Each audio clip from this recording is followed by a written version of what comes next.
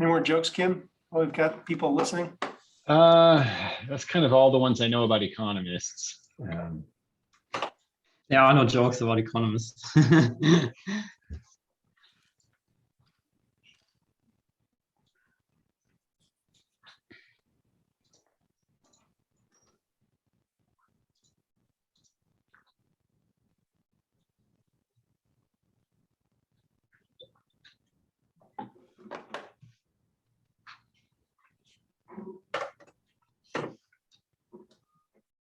Okay, good. So we're going to get going in just a second.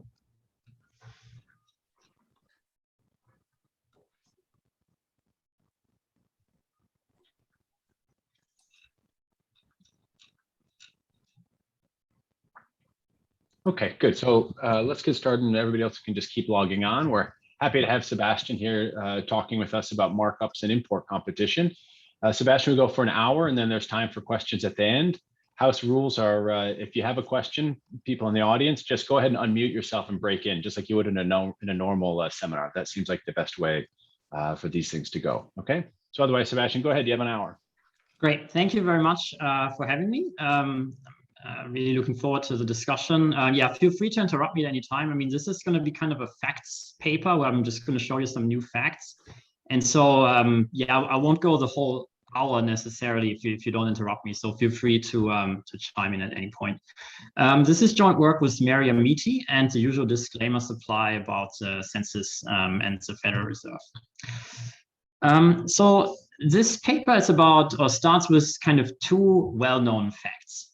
So first, there's been increasing market concentration among US firms. So there are a number of papers that have documented this, for example, David Alter's work on superstar firms.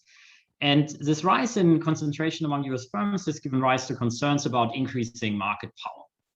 A second well-known fact is the rise in the share of foreign firms in the US. So as this audience will know very well, import penetration has nearly doubled in the last few decades as a result of trade liberalizations and so on.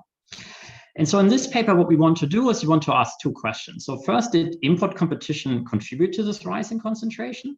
And second, how did concentration evolve if we actually take into account the foreign competitors in the US market? So let me be a little bit more concrete and kind of explain what I mean and what we do. So earlier works that has focused on concentration, most of this earlier work has computed what we term conventional concentration. So basically it takes the sales of US firms and computes market shares relative to all US firms. So this is what is, for example, reported in official Census Bureau statistics. These are just taking US firms, taking their total sales relative to all US firms. Now, what we argue is that instead a more theory-consistent measure of market concentration would be to compute what we call trade-adjusted market concentration. So in particular, we should compute market shares taking into account the sales in the US by all firms, so regardless of their origin. And furthermore, we should only count the sales of US firms in the US market, so excluding exports. So in particular, for example, a Japanese exporter that's shipping a car to the US, that firm should be counted in the concentration measures. But a US firm that's selling a car in Mexico, well, that particular sale should not be counting in US concentration because that doesn't really affect the US market. So we compute these two concentration measures in microdata for the manufacturing sector from the Census Bureau, and we find three stylized facts. So the first one is that concentration among domestic US firms, so this is kind of the conventional concentration measure, has increased over the last decades, just as previous work has shown. However, the market shares of US firms in the overall market, so the market including foreign firms, have actually fallen over the last decades. And third, if we then compute a trade-adjusted concentration measure, so computed using both domestic firms and foreign firms and constructing, say, the Herfindahl or the top 20 market share, then concentration has actually remained stable using this new trade-adjusted market concentration measure. We then go a little bit deeper into the relationship between import competition and market concentration by running more formal regression analysis to tease out the causal effect of import competition on market concentration. And we show that increasing import competition has caused an increase in conventional market concentration. And second, the increase in import competition has caused a decline in US firm sales as a share of the overall market. And this is, as we'll show you, basically just as what a standard Mallet's model would predict. So finally, our results on concentration have some implications for markups. So I'm not going to directly estimate markups in this talk. It's all about concentration. But there are a number of papers in which market shares are a sufficient statistic for markups. Think of the canonical Atkinson-Bernstein model, or more recent work by Amiti, Skokie, Konings, and others. And so if you take our findings and you interpret them through the lens of these models where US firms have lost market share, you would argue that the markups of large US firms may actually have declined over the last decades. So that's kind of the summary. So we compute to 4 kind of broader literature. So the first one is this classic literature on market concentration that has found an increase in concentration. So there's work by Gutierrez and Philippon, David Autor and co-authors, and a number of other papers. In addition, there's a smaller literature that has come up with alternative definitions of what a market is. And these papers have actually found that based on alternative measures, concentration may actually have decreased. So there's Rossi Hansberg that defines markets at a more local level, Freud-Zidou that look at the global level, Bankart that chooses finer product levels, and then there's this paper by Bonfiglioli that looks only at exporters and concentration among exporters to the US. So we're kind of coming into this literature by defining the market based on where the product is sold, so using all the sellers in the US market rather than just US firms. And we construct the market shares using firm level data for all firms competing in the US. So some previous work has tried to make aggregate adjustments for imports using, for example, product country level imports to the US. What we bring is we actually have firm level sales in the US, which allows us to construct the entire distribution of market shares, both across domestic firms and across foreign firms. And we argue that this is actually really important because given that we care about concentration, it really matters if the foreign sales are done by one really large firm or by 1,000 very small firms. Sebastian? Yep. What I heard you say something like the markups would change, but I thought your bottom line would be they wouldn't change because the overall concentration hasn't changed. Yeah, that's right. So what I meant is that the markups of the US firms would have fallen because US firms have lost market share. But these firms' market share has actually been picked up by foreign firms. So if you compute aggregate markups across both domestic and foreign firms, you would find stable markups. If you only focus on the US firms, you would find for that subgroup, you would find declining markups. That's what I meant. So as I said, our paper has some implications for markups. In particular, we've interpreted through the lens of models where market shares are a sufficient statistic. Yes, go ahead. Sorry. Just to follow up on that, when you say like declining markups for US firms, you're just talking about on US sales, or you're talking about on their global sales? On US sales. I guess we don't really, we focus on US sales. Okay, great, thanks. Sorry, go ahead. Okay. No, I was just saying, well, I'll probably wait for the rest of the results. So. Yeah.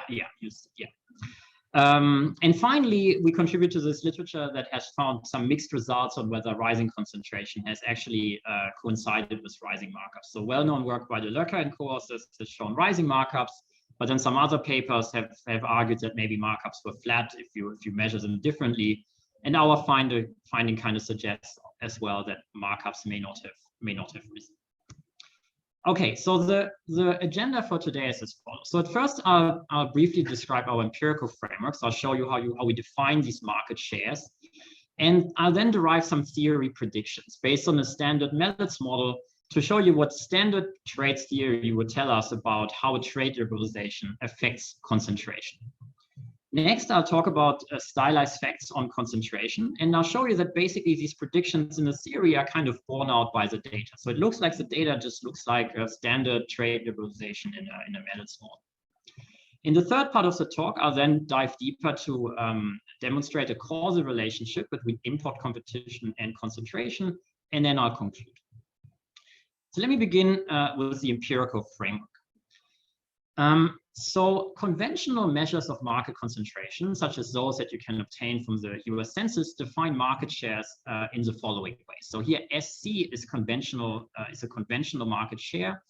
I denotes the industry, F a firm, and T a time period, say a year. And so these conventional measures take a shipment, total shipments of a given firm F in an industry I in a year T, and divides them by the total shipments of all US firms, where shipments include exports. So that's what you can download if you go to the census website. Now, what we argue is that one should compute trade-adjusted market concentration, inclusive of foreign firms, because we don't care, or if we compute market concentration in the US, we should strip out exports. And second, we should take into account foreign firms. So that's what we do here. So the first row shows you how to compute a market share for a US firm. You would take these shipments, you would deduct this firm's exports, and then you would construct the market share by dividing by the total size of sales in the US market, which is all US firm shipments minus exports, plus the sales of the foreign firms in the US market. And then similarly, you would construct the market shares of foreign firms by taking their sales and again dividing by this total market size. So as I mentioned before, it's absolutely crucial here that you actually know the distribution of sales of these foreign firms so that you can construct these market shares and you can actually know how concentrated these foreign firms are in the US market. And so in many models, this kind of market share using all the sellers in the market is a sufficient statistic for markups. So what does the theory actually predict with respect to these two measures of market concentration about a trade liberalization? So for concreteness, let's talk about the standard Mellitz model. So in those trade models, a trade cost decline has a couple of effects. And I'm kind of plotting this here. This is a very standard Mellitz diagram just for illustration. So on the x-axis is firm's productivity. On the y-axis are total revenues. This phi star here is the cutoff firms. So firms with a lower productivity than phi star wouldn't be active in the market because they can't cover the fixed cost. And then here in red, I'm plotting the domestic revenues of these firms. So the revenues only in the domestic market. So a trade liberalization would have two effects. First, it would reduce the domestic sales of all the domestic firms because of this tougher import competition. And second, it shifts the cutoff firm to the right. So some of the firms would exit the market because of this tougher competition that they're now facing from foreign firms. The second thing is that if we look at the total revenue, so these are domestic sales plus exports, then we see, well, first of all, the exporting cutoff shifts to the left. So there are some firms that become exporters, and so their sales increase a lot because now they're also exporting. And second, existing exporters also increase their total sales because their additional exports more than offset the decline in their domestic revenues. So this simple diagram gives us some straight predictions directly for the conventional concentration measure. So conventional concentration will unambiguously increase in this kind of standard Mellitz model because inefficient firms exit, some smaller non-exporters lose sales, and these sales get reallocated towards these exporters that kind of pick up shipments by selling more abroad. So conventional concentration would increase. The second finding, this was the red lines that I showed you, the domestic firms' overall market share would decline because domestic revenues go down for these firms, and there are some foreign firms additionally in the market, so the domestic firms' market share would fall. The interesting kind of question is, well, what would happen to this trade-adjusted concentration measure that we constructed? And so what we can show is that if the productivity distribution is Pareto, like in Chenet, and foreign and domestic firms face the same fixed costs, well, then market concentration is actually going to be unchanged. And the reason for this is that under these very specific assumptions, the growth of foreign competitors basically exactly offsets domestic firms' losses. So domestic firms lose some revenues, but because the distribution looks the same and the fixed costs are the same, it's basically exactly offset by the gains of foreign firms. And similarly, the exit of domestic firms is exactly offset by the entry of foreign firms. We can take this a step further and actually look at implications for markup. If we look at this work by ACDR, which is a variable markup model, and for similar reasons there, we would also find no change in aggregate markups, again, if we assume a Pareto distribution. Now, this is obviously a very specific kind of setup. So more generally, the effect depends, the effect is ambiguous. And in particular, it depends on the market shares of the domestic cutoff firm, so the lowest productivity domestic firm that is active, and the lowest productivity foreign firm that is active. But in principle, concentration could decline. So in principle, it is possible that a trade liberalization would lead to a reduction in concentration. So I'm just going to show you kind of two quick examples just to argue that this is indeed ambiguous. So in this example, I'm showing again the same diagram, and red here again the domestic revenues. And now let's assume that the foreign cutoff firm is really small. So this blue line here are the revenues of exporters in the US market, say foreign exporters in the US market. And let's say they face very low fixed costs of entering this market. So then a lot of these firms would enter. But say they face very high variable costs. So they set really high prices and have really high market shares. So then a trade liberalization, and for simplicity, let's just assume the fixed cost falls further, would then lead to the entry of these additional small firms that are here, and the exit of domestic firms that are larger. So a few domestic firms would exit, and then relatively more foreign firms would enter this market to pick up their market share. In contrast, if the cutoff firm had a really high market share, so for example, say the fixed cost is really high, so only the most productive foreign firms can enter the US market, then a trade liberalization would lead to the entry of relatively large firms. So here in this case, again, domestic firms lose market share, but now the foreign firms are relatively large, because here in this example, say the variable iceberg cost is relatively small. So all of this is just to say that for our trade adjusted concentration measure, we can't really sign what's going to happen, but basically it could go up or go down. So the implications are then that we would expect to see, based on a trade liberalization, rising concentration among domestic firms. And this is, however, consistent with actually less market power because there's this increased competition from foreign firms. And an unchanged trade adjusted concentration if the productivity is Pareto distributed and the fixed entry costs are the same. Otherwise, the effect is ambiguous. And so we're going to examine these kind of implications empirically to see if they line up with what our theory would predict. So that was, are there any questions so far? So when you're saying fixed entry costs being the same, you're meaning for the US firm in the US versus the foreign firm in the US. Right, correct. Right, okay. Yeah. Okay.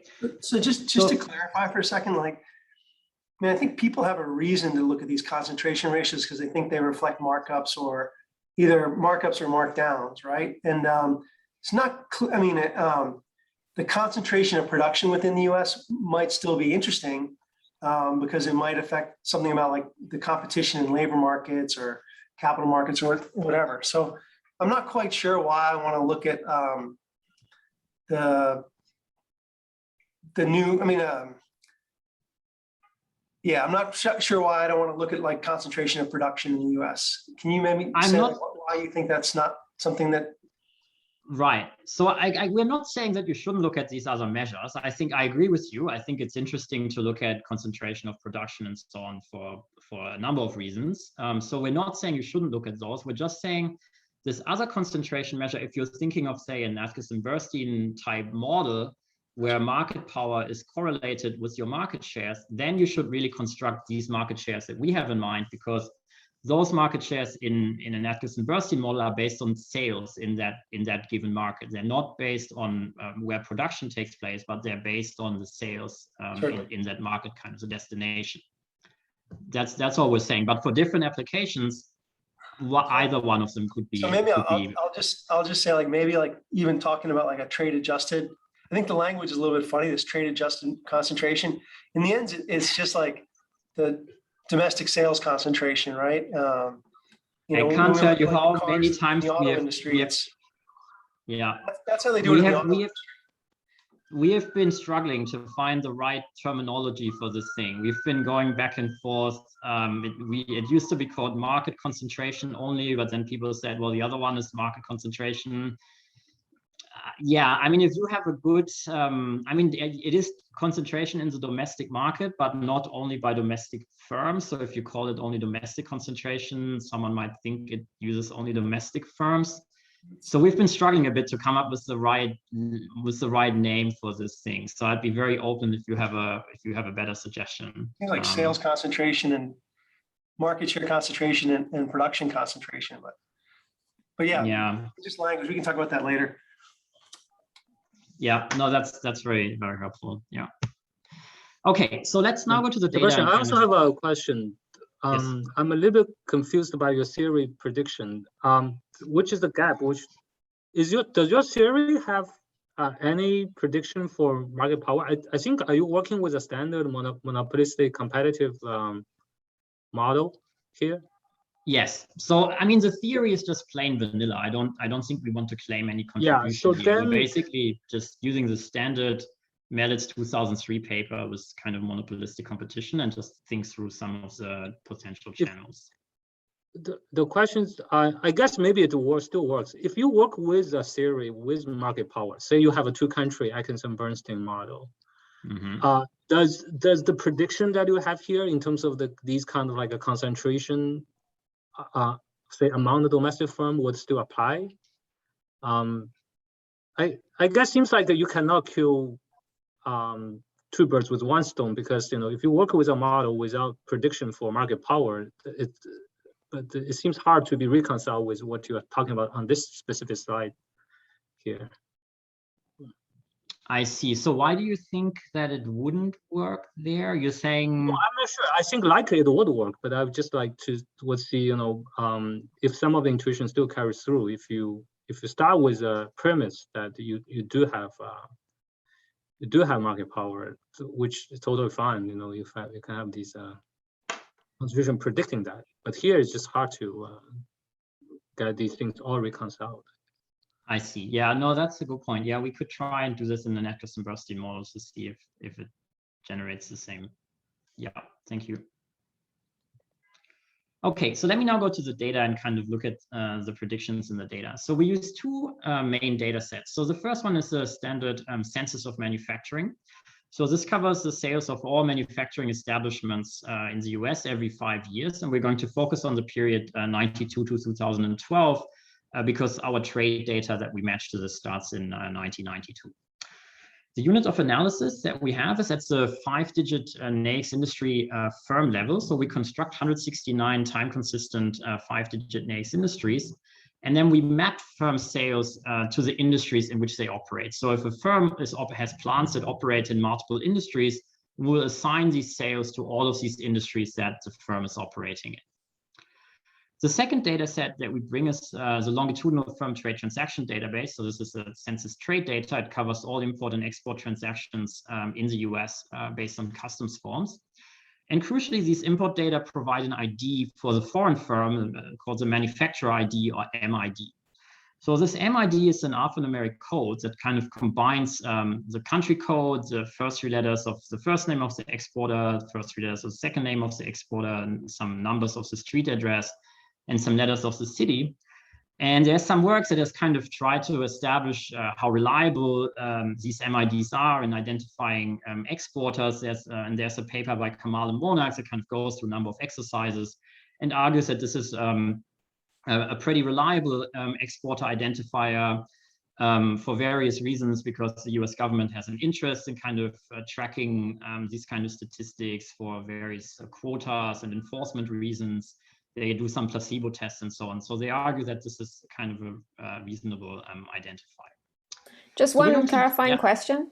Sorry, Yeah. on the sense of manufacturing. So you're counting, suppose I'm listed as producing in 2 sectors, you sort of double count me, you count me in this sector and you count me in that sector because you don't perform an allocation of the sales. No, so let's say, so the things we have this at the establishment level, and for each establishment we know the industry of the main output. So say you are a firm, you have 2 establishments. Establishment 1 produces the main output for industry 1, and establishment 2 produces the main output for industry 2. Then we will say this establishment 1 firm produces some output for industry 1. That's the output produced by establishment 1. And it produces some output for industry 2. That's the one that's produced by establishment 2. So we don't double count. We assign these establishments to the different industries. I also have a clarifying question. Yes. These MIDs, these are foreign firms ID. What if usually my understanding is they are connected to one specific importer. right? You see these transactions. These are LFTDD are these the transactions. Do you see what specific 5-digit sector they directed being connected to in the data? So these MIDs are not connected to a specific transaction. So if you are a foreign firm and you're transacting with several buyers in the US, you should, based on the rules, still have the same MID, because as long as these No, I'm not talking about change, the MID. MID is totally fine. I'm just trying to ask, you later you do have to assign each MID to a specific 5-digit next code, right? To think about. Yes, I'll come to this now. So we don't assign the MIDs, we assign the products. We build a bridge between the product codes that you sell and the industry. So if you are an MID and sometimes you send apples and sometimes you send potatoes, and these have different trade codes, then we will map these kind of consistent with the domestic firms. We will sell your apple sales to the apple industry and your potato sales to the potato industry. Got it, I see. Okay. Just one other thing on these MIDs. So it looks like this is probably more like an establishment than a firm, since it has an address. Right. Yeah. So I will let me now on the next slide come to the cleaning operations that we do on this data, and I'll address both. One more data question, Sebastian. Yeah. Okay. And how are you thinking about intra-firm trade? Okay, now you have asked the 3 questions that we address on the next slide. So okay. let me actually I would have thought this slide. Okay, go ahead. Okay, so how do we clean this data? So first, we need to produce a mapping between product codes and industry codes. So we create a time-consistent concordance from 10-digit trade product codes to these next 5 industries. And we do this based on the work by Pierce and Schott. So they have 2 concordances, one making these trade codes consistent over time, and one mapping them to industries.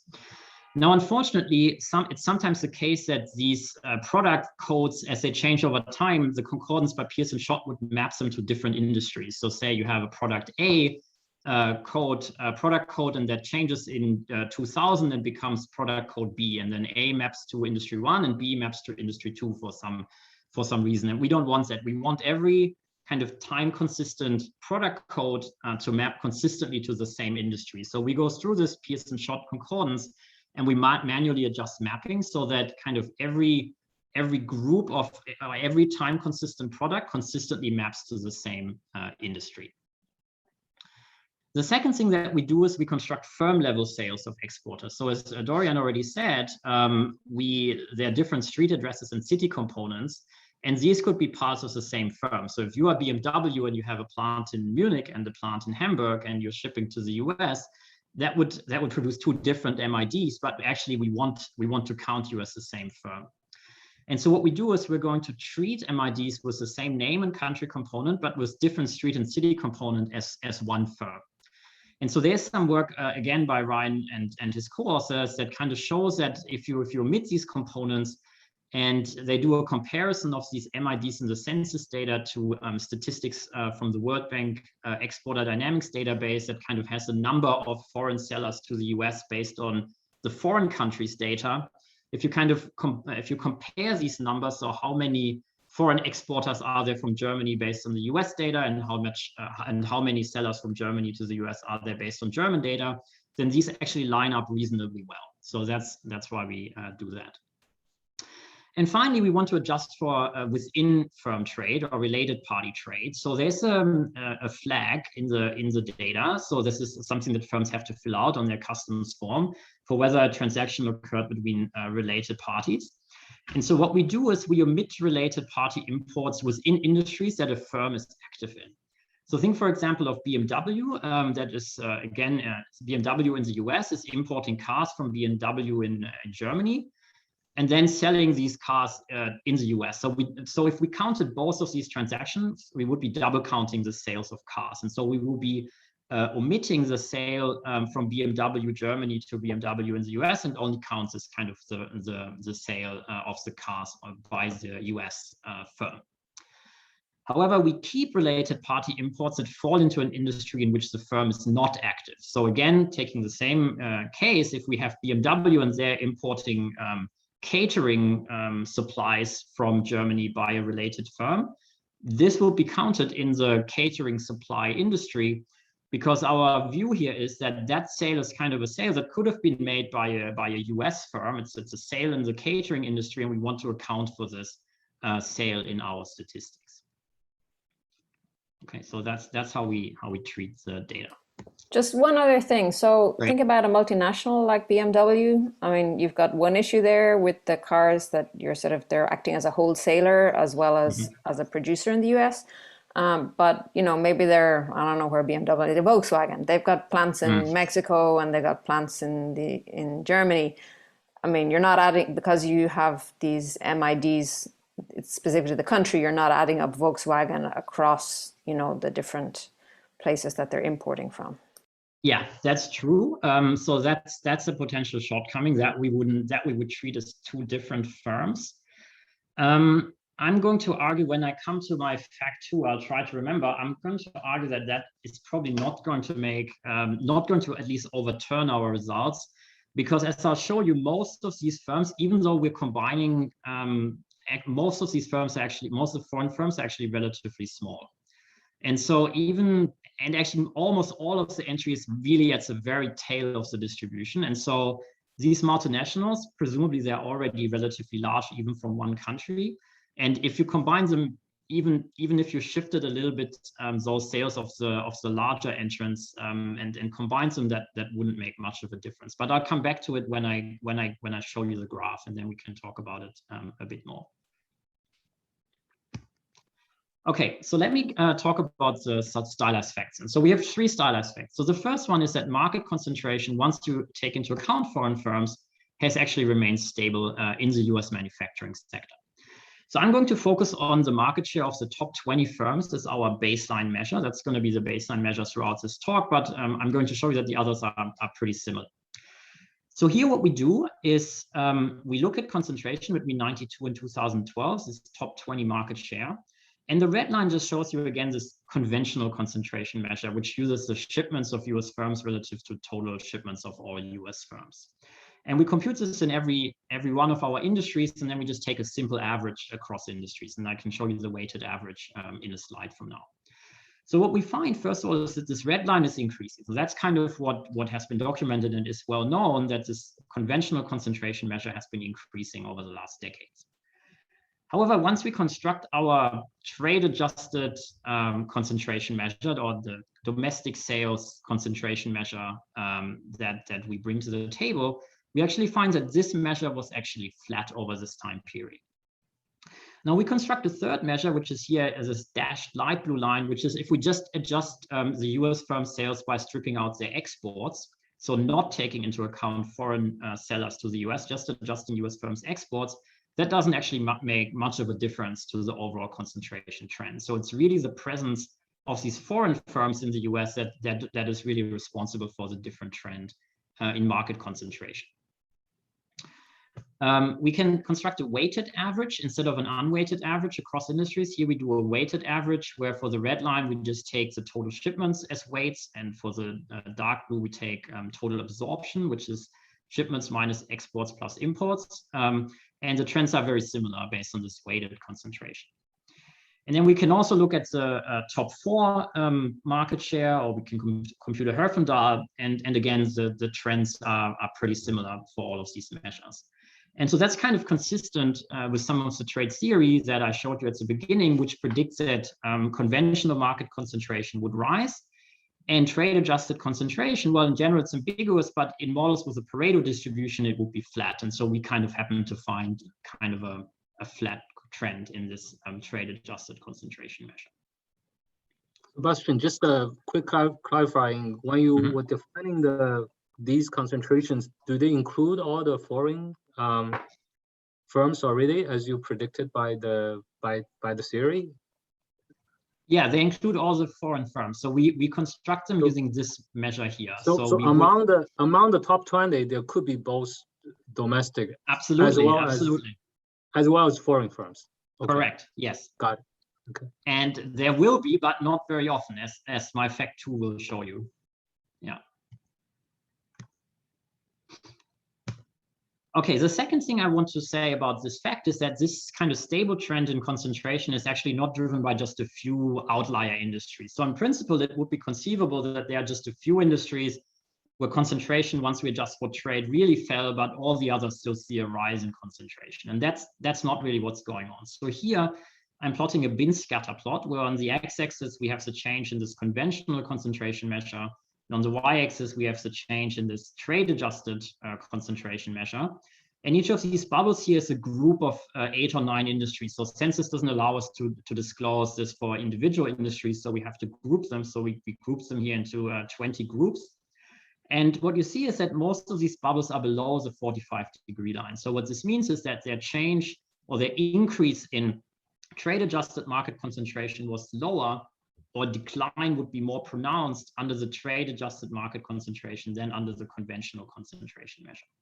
That's not to say that there are no industries that see an increase in concentration even under the trade-adjusted measure. So if you look at the upper right quadrant, there are quite a few industries where even under the trade-adjusted measure concentration rose. It's just that it didn't rise as much as under the conventional concentration measure. Okay, so the second fact is that I want to dive a little bit more deeply into this and kind of get back to what Daniel already asked, which is, where did these foreign firms actually enter? Were they like in the top 20? Were they at the bottom? And we're going to do this in 2 steps. So at first, I'm just going to zoom in onto the top 20, and I'm going to ask, did these foreign firms expand their presence in the top 20? And so to do this, I'm going to do the following. I'm going to take the top 20 firms in each industry. They could be foreign or domestic. And I'm going to compute their total market share, the total market share of the top 20 firms in each industry. And then I'm going to plot a kernel density across industries of these top 20 shares. And I'm going to separate out the foreign and domestic firms in the top 20. So just going back to these equations here, what I'm going to do, imagine there's an industry where 15 firms in the top 20 are domestic and 5 firms in the top 20 are foreign. I'm going to compute the total market share of the 15 domestic firms in the top 20 and do the same in every industry. And I'm going to compute the market share of the 5 foreign firms in the top 20, and again in every industry. And then I'm going to plot the kernel densities of these 2 objects. And so this is how it looks like. So the solid lines are for 92 and the dashed lines are for 2012. So let's first focus on these blue lines. So the solid blue line shows you the distribution of the market share of domestic firms in the top 20 across industries in 1992. So what this is saying is that in 1992, in some industries, domestic firms in the top 20 had only 10% share of the overall market, but in some industries, domestic firms in the top 20 were essentially the whole market. They had a market share of 1.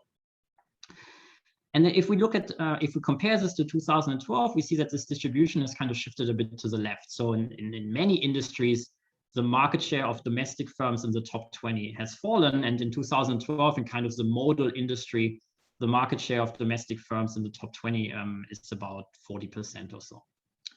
So the red lines are the same thing for foreign firms. And here I need to say that actually there are a lot of industries where there are no foreign firms in the top 20. So in particular, in 1992, there were 108 out of 169 industries where there were no foreign firms at all in the top 20. And this fell to 76 in 2012. So here we're going to zoom in on those industries that had at least 1 foreign firm in the top 20. Otherwise, you wouldn't be able to really see this chart because there would be like a huge spike here. So we're focusing on only those industries where there was at least 1 foreign firm in the top 20. And we plot the same kind of distributions. So what we see here is that in 1992, even though we dropped industries with no foreign firms in the top 20, still in many industries that had at least 1 foreign firm in the top 20, this foreign firm's market share was still relatively small.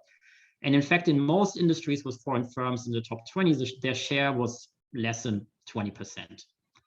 And this is kind of shifted a little bit to the right by 2012. So there's 1 or 2 industries now where foreign firms in the top 20 have a 40% market share.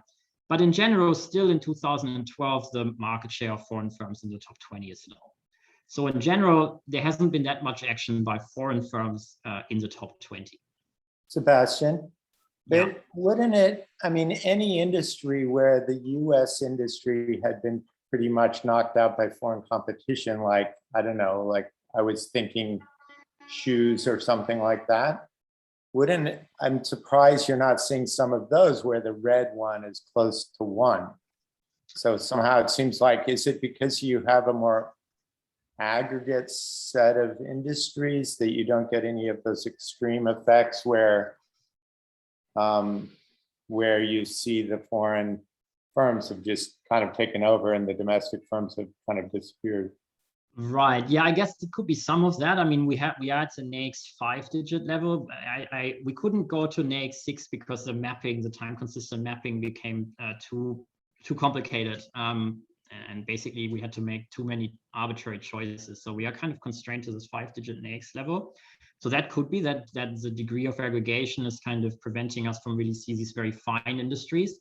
The second thing is actually that census disclosure guidelines prevent me from disclosing the whole tail to you. So it could be that there's like 1 or 2 industries where we had 1 and we're just not showing it here in this picture. But I guess what this is saying is there are not very many of, there would not be very many of those. Okay. The second question is now zooming out. Let's look at the entire distribution. So not just at the top 20, and let's see whether foreign firms gain market share at the bottom of the distribution. So here what we do is we're going to plot the market share of firms with a given ranking summed across industries and again splitting out foreign and domestic firms. So here's the diagram this produces. So let's focus on this first bar here for firms of rank 1. So basically, to construct this diagram, we take the firms that have a rank of 1 in every one of our industries, and we aggregate across these industries, taking a weighted average. So basically, what this dark blue line here is showing is that in 1992, the total share, the total sales share of the top 1 ranked firms in the entire manufacturing sector was about 13%. Now we split this out into domestic and foreign firm sales. So if there are no foreign firms in an industry, that we would count it as a 0. And so what you see is that basically foreign firms that had a rank of 1 in 1992, their total sales basically they had a 0, they contributed 0 to total manufacturing sales. And these light bars here show you 2002. So you see that by 2012, you see that by 2012, the market share in the aggregate manufacturing sales of foreign firms that were ranked 1 in their industry accounted for about maybe 0.5% of total manufacturing sales. So they were still pretty small. So what happened is really that these foreign firms entered at the bottom of the sales distribution. So if we look at firms with rank 51 and higher, it's here that we really see entry of foreign firms, like these foreign firms picking up market share. So in 1992, foreign firms with a rank in their industry of 51 or higher had a market share of about 7%, and this rose to 14.4% by 2012. So it's really at the tail of the distribution that we see a lot of entry of foreign firms.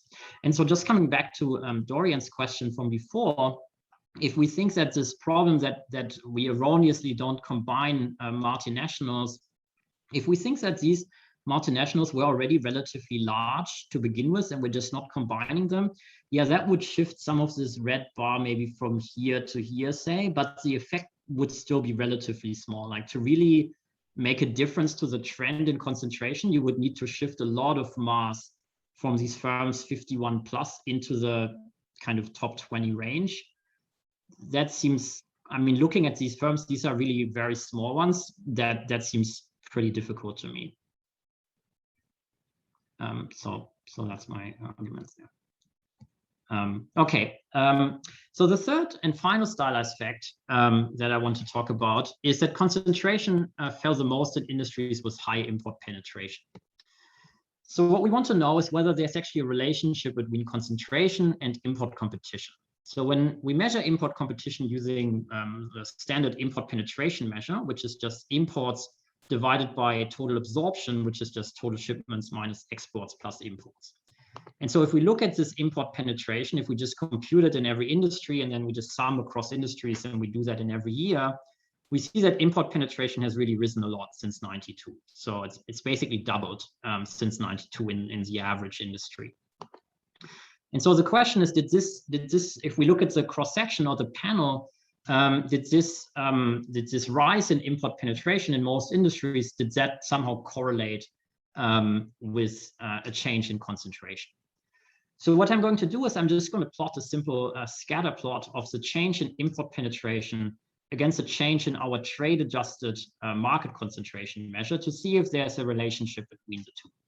So again, because of census disclosure rules, I'm going to bin industry. So it's going to be a bin scatter with 20 industry groups. And I'm going to do one extra thing. I'm going to separate out industries that had relatively high import penetration already in 1992, above median import penetration in 92, from industries that had below median import penetration in 1992.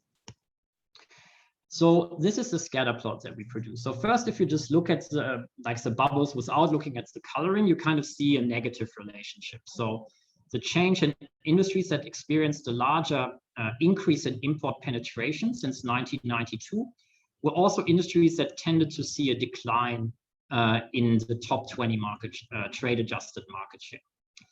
Now, the red bubbles here are those industries that already had high import penetration in 92, and the blue bubbles are those that had low import penetration in 92. And what we see is that for most industries that already had high import penetration in 92, so these red bubbles, 7 out of 10 of these industries saw a further increase in import penetration and a decline in concentration. So 7 out of 10 red bubbles are in this bottom right quadrant. And so this is for industries that really were very much affected by trade, such as electronics. On the other hand, there are some other industries that already had low import penetration in 92, so were relatively close to trade. Most of these industries actually didn't experience much of an increase in openness or in trade over the following 20 years. And it's in those industries that concentration really increased. So an example is concrete. And so basically this chart kind of makes us wonder, what is the, can we say more? Is there like actually a causal relationship between import penetration and concentration? And so in the last bit of the talk, I want to dive a little bit deeper into this by running some more formal regression analysis. Sebastian, I'm just trying to clarify what maybe I missed something. Yeah. Combine your fact 1 and 2. That's basically saying if I'm calculating any concentration, let's say form concentration or any other measures, very likely that the numerator would never be kind of being affected by, because those are mostly combined, just the domestic firms, because the foreign firms almost never enter the top. And essentially what we're doing here is to adjust the denominator, because whether we account for the import or not, right, that makes your denominator larger or smaller, because you also show us adjusting export do not really do much. So I would imagine it's mostly the importing being adjusting denominator. So it seems like combining your factor 1, 2, and I'm trying to clarify, is that almost going to be automatically imply that there will be a relationship between the concentration and the import? In a way that's been kind of built into the denominator. Yeah, I think that's probably right. Yeah, I guess if you had a big change, well, but you needed, yes, I guess if you know facts 1 and 2, then yes, that is true. But in principle, it could have been that these foreign firms were very concentrated, and so we're really affecting the numerator. Exactly. Yeah, so yeah. That's why I think your fact 2 is super interesting. It's still very important for us to understand that. I think now that we understand fact 2, you know, we can see exactly. Right, exactly. Right, exactly. Yeah, I think that's right. Yeah. Okay, so let's dive a little bit deeper into this relationship. So to do this, we're going to run a regression. We're going to estimate the effect of import competition on concentration of the top 20 US firms by running a regression of this form. So on the left-hand side, we're going to have the change in a top 20 concentration measure. And we're going to regress this on the change in import penetration over 5-year windows. And there's also going to be time-fixed effects in this regression. Now, on the left-hand side, this change in concentration is going to be one of 2 variables. Either it's going to be the change in the sales of the top 20 US firms as a share of all US firms' sales. So this is basically the conventional concentration measure. Or it's going to be the sales of the top 20 US firms as a share of all sales, so inclusive of foreign firms. So here we're just going to take the top 20 US firms based on this trade-adjusted measure and just compute their market share based on this top row of this equation. So this is a little bit different from this. This is a little bit different from this blue line here, which calculated the top 20 across all firms, both domestic and foreign firms. Here we're just going to look at the top 20 US firms and look at their trade. How did their trade adjusted market share behave? Okay, so it's just going to be the, so that's going to be on the left-hand side, either this conventional concentration or the top 20 US firms market share in the overall market. On the right-hand side, we're going to have this change in import competition that we proxy by the change in import penetration. It's just going to be the change in imports divided by lagged absorption. And so we hypothesize the following. So first, we hypothesize that an increase in import penetration based on the Melitz model would suggest an increase in domestic concentration if we computed using only US firms. And second, we would hypothesize that US firms, once we take into account that the market actually also comprises foreign firms, you would expect that the top 20 US firms' overall market share actually fell. So we're going to test this, but the problem with just running the simple regression as an OLS regression is that obviously this IP variable is endogenous. So in particular, there's a change in US demand will affect both imports and domestic sales. And so we need some instruments, some exogenous shocks that can shift the world supply of goods to the US. And so for this purpose, we're going to construct instruments that use the methodology developed by Amiti and Weinstein in their JPE paper, which is basically a kind of a refinement of the canonical instrument by Orta, Dorn, and Hansen. So let me just provide you some intuition for how this instrument works. So basically consider this equation here, which is an equation that can be run in aggregate data. So we just take the bilateral trade, the percentage change in trade in some industry I between country J and country K in year T. And we're going to regress this on basically importer country industry time fixed effects and exporter country time fixed effects.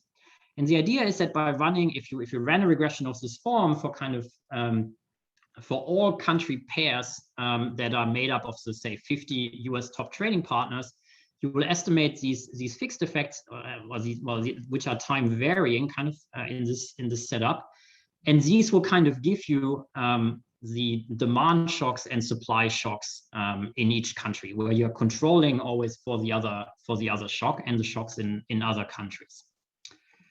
The problem that Amiti and Weinstein address in their methodology is that this dependent variable is not defined for new trading relationships. So basically, this delta M is a percentage change, and if there were no imports, so if there was a 0 in year T-5, then you wouldn't be able to compute this percentage change. And so they come up with a methodology to also include these zeros in their estimation by basically just summing the numerator and the denominator of this equation. So basically they just sum over all the importing countries the change in imports, both the numerator and the denominator. And similarly, they sum over all the exporting countries, the numerator and the denominator. And so if you do the summation, as long as there's at least one country with which you trade, then this will not be a 0. This sum will not be a 0. And so this will be well defined. And what they show is that basically, if you do this, then you arrive at I plus j equations with I plus j unknowns. And that will allow you to actually recover unique estimates of these alphas and betas. And in fact, if there are no new trading relationships, then this collapses to the standard fixed effect estimation. So we're going to do this. Basically, think about we do this refinement, but basically just think we ran this fixed effects regression. This is kind of just with a refinement. And then we get these beta fixed effects, which are the exporter country time industry fixed effects. And then we're just going to construct industry time specific instruments by just summing these betas for all the foreign exporting countries. But crucially, we included in the regression the US, so we are controlling for any shocks that are happening in the US. And we can now, when we construct this instrument, leave out the US from the summation. So what we are hoping to get here is basically the shocks in all the other countries excluding the US, both demand shocks, which were the alphas, and the supply shocks from the US, which is the beta for the US. So we use that as our instrument. And so we run this regression that I showed you before. So the first two columns are for the conventional concentration measure. So the first column here is just using an OLS regression, and we don't find a significant effect. But in the second column, we find a significant and positive effect of this change in import penetration on the change in conventional concentration. And so what this coefficient says is that a 1 standard deviation increase in import penetration, which would cause a 2 percentage point increase in conventional market concentration. So that's exactly as what the Melitz model would predict. In columns 3 and 4, then we look at our this trade adjusted measure, which is, again, this is a change in the market share of the top 20 US firms once you construct these market shares using the whole market, inclusive of foreign firms. And there we find a negative sign already for the OLS regression, negative and significant, which strengthens in this IV regression. So what this says is that a 1 standard deviation increase in import penetration causes a 3 percentage point decline in the top 20 US firms' trade adjusted market share. So their market share falls. Now we can do a simple back of the envelope calculation. Of course, this is just the back of the envelope, but we could just take these estimated coefficients and multiply them by the actual change in import penetration that we see in each industry. And then we can just aggregate up across industries. And if we do this, we find that this mechanism predicts a decline of 0.8 percentage points in the top 20 US firms' market share, which is about half of the actual fall in the top 20 US firms' market share. The final thing we do is we use a number of firms as a dependent variable. So the Melitz model also predicts something about the number of firms. So this is the number of US firms, I should say, the number of US firms in the market. And we see that the number of firms declines in our IV regression. So here, 1 standard deviation in import penetration would cause a 23 percentage point decrease in the number of US firms. And again, this is consistent with the theory. So let me wrap up here. Actually, I'm perfectly on time almost. So what have we done? So we've shown a causal effect of import competition on market concentration. So we've argued that a rise in import competition increases concentration among US firms themselves. But if you construct market shares using all firms, also foreign firms, then you would find that the market shares of the top US firms actually fell. Second, taking into account foreign firms, concentration in US manufacturing has actually been stable over this period.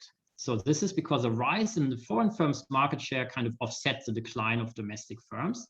And this shift is kind of consistent with trade theory, with the Pareto distribution, where basically we would find a flat overall concentration.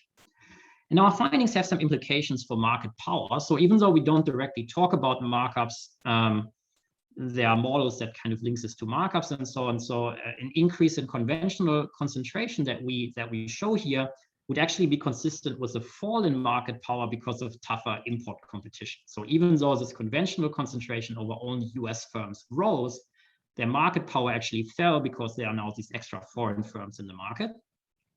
And finally, if you compute concentration over both domestic and foreign firms, market concentration remains stable, and that would imply stable aggregate markups. So that's all I have for today. Thank you very much for coming to my talk and for asking these great questions. And I'm here, obviously, if you want to chat more. Thanks. Sure, yeah, that's great. Thank you, Sebastian. So now we'll just open it up to comments and questions. You just go ahead and unmute and jump in. So Sebastian, So, go ahead, Doreen. no, I just, I guess Daniel brought this up, but I want to bring it up again. You know, when I think that I really like this. I mean, this is kind of like an obvious thing to do. You've got the great data to do it.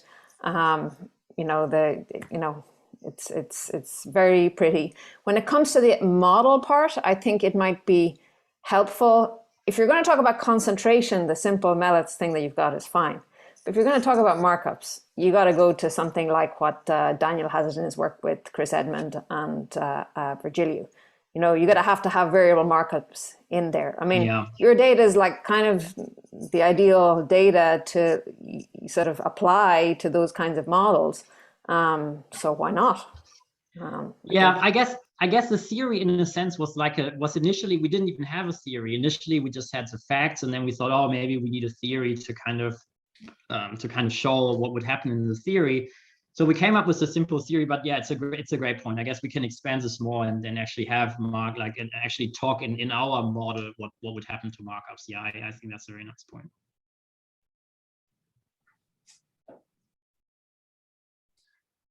So everything sort of makes a lot of sense, right? It's kind of what we expect. One thing I was just kind of wondering about was there's some industries that are super well measured. Take like autos, for instance, where you know exactly like the sales share, actually every model everywhere, right? And then where every car produced in the U.S. kind of like where it ends up, more or less. So have you looked at like how well like your measure maps up with like the auto industry, like with Wards or Auto News data, like these market share measures, just to get a sense, like that's a big important industry that's just so well measured. No, we haven't. I guess I would have to look at how Wards measure concentration, if it's kind of how we think they should be measuring concentration, or if they do it in a different way. They're going to measure the sales of cars in the U.S. to U.S. consumers, right? And that's exactly what you were trying to do. Right. And they're going to come up with a series that goes back to 1960 by like, every manufacturer. And so, what you see there, it's kind of obvious, right? GM was really big, not so big anymore, right? And the U.S. auto guys are, not so big. But, I think some of these questions of like, we were talking about BMW, where things show up and are things measured correctly would, be really come out clearly there. And if what you're finding for the auto industry is correct, then that gives you a lot more confidence in all the other industries, I would think. Right. Just a suggestion. Okay.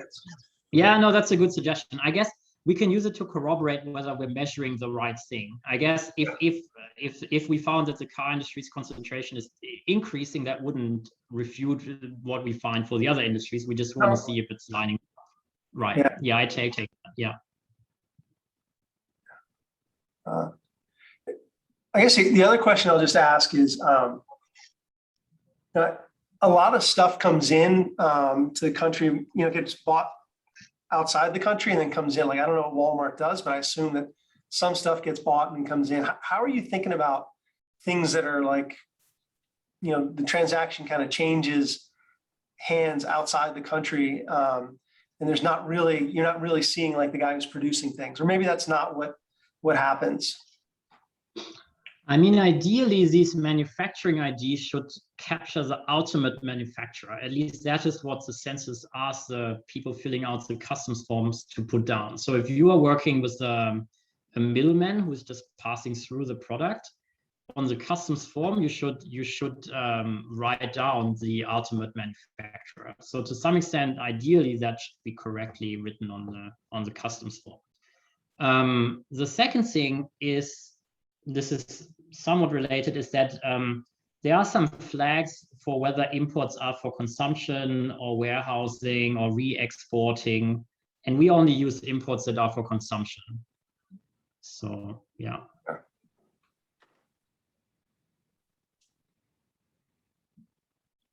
Sebastian, I guess another example, I said something like shoes, but another example would be hard disks, the kind that spin around. I mean, I think all those are produced in Singapore or Asia anyway. And so that should have been one where it was like 100% foreign, but maybe that's too, again, I you think don't that is, have that as an industry, but some sort of aggregate across other things. Yeah, I think we don't. I think that is too fine than what we have. So we just don't. So let me actually tell you why this is a problem and why we couldn't go into like more detail. So we thought long and hard about these concordances and what level we can go to, and then we set it on this kind of 5-digit level because the concordance was just too difficult at a higher level. So here's just kind of an example. So let's imagine there's some trade code that existed in '92 for coffee whiteners, and then this trade code in 93 was replaced by like 4 other trade codes based on the Pearson-Schott concordance. And now the problem is that if you look at these, you know, maybe this coffee whiteness, it's somehow in 92 it included a lot of other stuff. It included orange juice and teas, and then in 93 they kind of split out all these different industries into separate codes. Now the problem is that these 4 codes actually map to different NAICS codes. So the coffee whiteness mapped to this ending in 5.1, but orange juice is really industry with ending in 4.1. And herbal teas is really this industry ending in 9.2.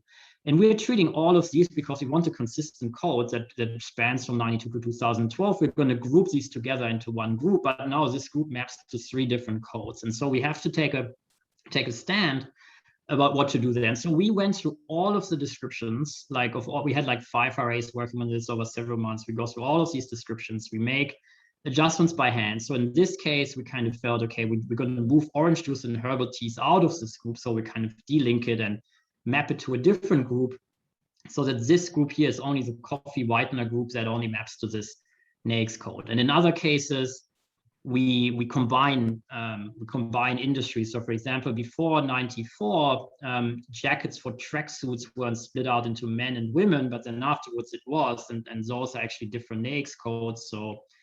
So we combine them. So we do a lot of stuff, and that was just not possible at a more disaggregated level because you will have an infinite number of these adjustments to make. And so we're kind of stuck at this more aggregate level, unfortunately. But yeah, I agree with you. It could be, but I just don't think we have that level of disaggregation where that like the hard disk.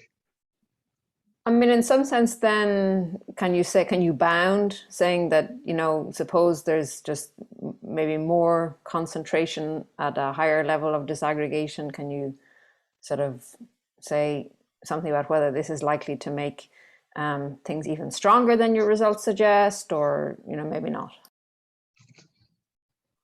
Yeah, I'm not sure we can. So we went to a more aggregated level. So what I can tell you is that at the 4-digit level, the results look very similar to the 5-digit level. Obviously, that doesn't tell us anything about the 6-digit level. So no, I don't think we can bound it, because then it really depends on how you map. I mean, just moving, you know, a canonical example is that telephones used to be like just kind of telephones with the cord that was on the wall, and then over time that expanded to like handheld telephones and mini computers and all sorts of stuff. And so if you shift that code to a different industry, that could make a big difference. And so at the 6-digit level, they're just so fine industries that wherever you move it could really change a lot the concentration. So we didn't want to venture there.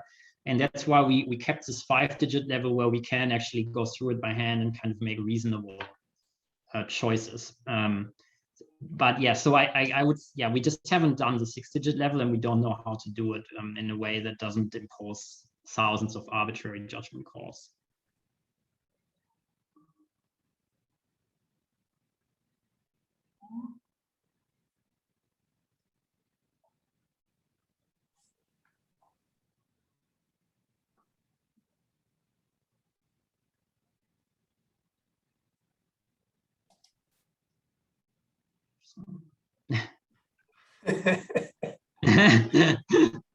You This think is the after a part year where and a half usually- of this, yeah. This is the part where usually we go and have a drink or something, but I guess that's not Exactly. Exactly. No, I was just Anyway, gonna tell. Yeah, go ahead, Sam. Sebastian, it was a nice paper. I agree with others' appraisal. It's nice to just see the facts laid out that way. Thank Yeah, you. no, it made a lot of sense. Yeah. So George, you could probably turn off the